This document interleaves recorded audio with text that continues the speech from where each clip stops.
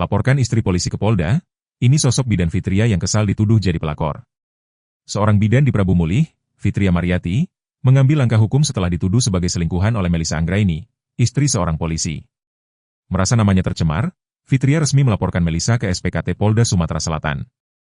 Fitria menegaskan bahwa hubungannya dengan suami Melissa hanya sebatas teman.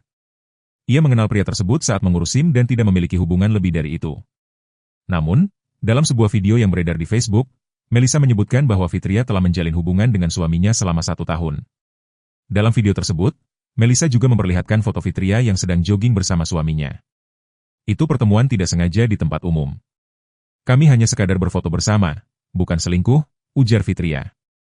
Akibat tuduhan tersebut, Fitria merasa terpukul secara psikologis dan mengalami tekanan di lingkungan kerja serta keluarganya. Ia bahkan sudah dipanggil oleh ketua organisasi tempatnya bekerja untuk melakukan klarifikasi. Saya sangat terganggu dan merasa tidak terima. Oleh karena itu, saya memilih jalur hukum agar masalah ini bisa diselesaikan dengan adil, katanya. Kuasa hukum Fitria, Rudi Hartono SH, mengonfirmasi bahwa laporan kliennya telah diterima di Polda Sumsel dengan dugaan pelanggaran Undang-Undang Informasi dan Transaksi Elektronik, ITE, Pasal 27A. Ia berharap laporan ini segera ditindaklanjuti oleh pihak berwenang agar kliennya mendapatkan keadilan. Sementara itu, Melissa Anggraini sebelumnya telah melaporkan suaminya atas dugaan KDRT dan penelantaran. Ia juga melaporkan ayah mertuanya, seorang perwira polisi, ke Bid Propam Polda Sumsel karena diduga melakukan intervensi terhadap kasus yang ia laporkan.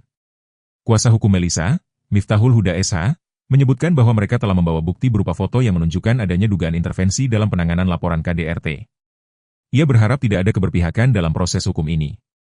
Di sisi lain, kuasa hukum Brigadir Arif dan ayahnya, Rudi Hartono SH, membantah adanya intervensi dan menyatakan bahwa kliennya hanya mengurus hak asuh anak di Komisi Perlindungan Anak Daerah, KPAD, bukan untuk menghambat proses hukum.